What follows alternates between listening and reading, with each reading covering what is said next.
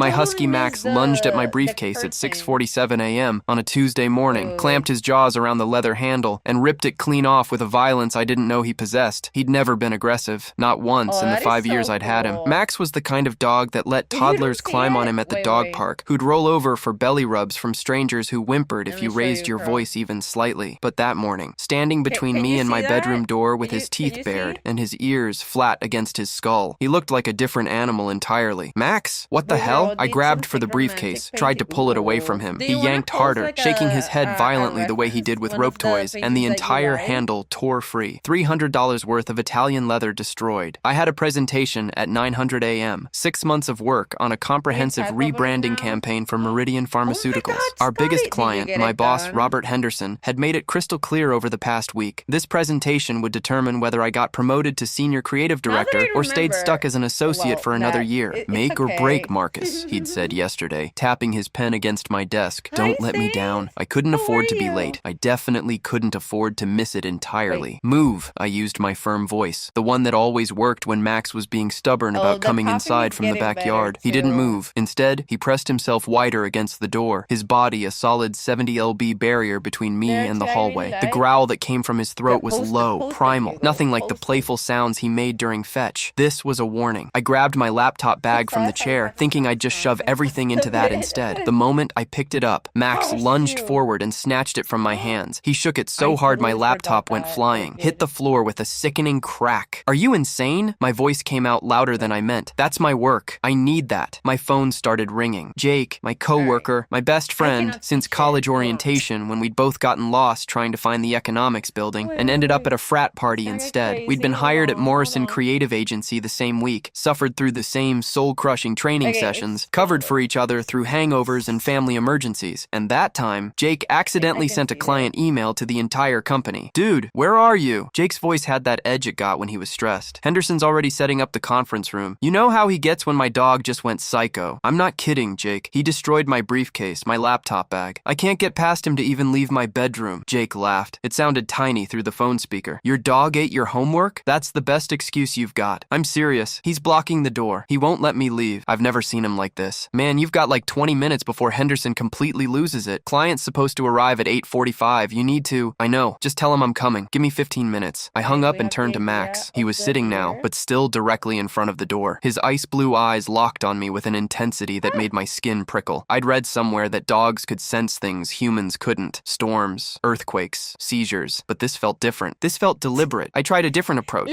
Went to the closet and pulled out an old backpack from grad school. Figured I'd just throw everything in there. The moment Max saw it, he exploded into motion, jumped up, grabbed the backpack strap in his teeth, and bolted into the bathroom with it. Max, I swear to God, that's when I noticed my work badge sitting on the kitchen counter where I'd left it the night before. Without it, I couldn't get past building security. Morrison Creative was in a high-rise downtown with strict protocols after some corporate espionage incident last year. No badge, no entry, no exceptions. I moved toward the counter. Max burst out of the bathroom like he'd been shot from a cannon, snatched the badge in his jaws, and disappeared back into the bathroom. I heard the plastic ID holder cracking between his teeth. I stood there in my best suit, the charcoal Tom Ford I'd bought specifically for this presentation, completely helpless, watching my career implode because my dog had apparently lost his mind. I'd adopted Max from a rescue shelter 5 years ago, right after my divorce from Caroline was finalized. The shelter volunteer had warned me that huskies were high energy, stubborn, prone to dramatic behavior. They're basically toddlers in dog bodies, she'd said, scratching Max behind his ears while he leaned into her hand. Already charming, but they're also incredibly loyal. Once they bond with you, they're yours forever. Max had been my constant companion through everything. Through the depression that followed the divorce, through the career changes I'd left teaching to pursue creative work, a decision my ex-wife had called a midlife crisis masquerading as ambition. Through the long hours building my portfolio, through the job applications and rejections, through finally landing at Morrison Creative 2 years ago, he came to work with me sometimes. The agency had a dog-friendly policy on Fridays. He'd sleep under my desk, occasionally wandering the office to collect pets and treats from coworkers who kept a stash of dog biscuits in their desk drawers. Everyone loved Max. Jake called him the office therapist because he had this way of sensing when someone was having a bad day and would just go sit next to them until they felt better. He'd never shown aggression, not toward me, not toward strangers, not toward other dogs. The worst thing he'd ever done was knock over my coffee mug with his tail when he got excited about going for a walk. So this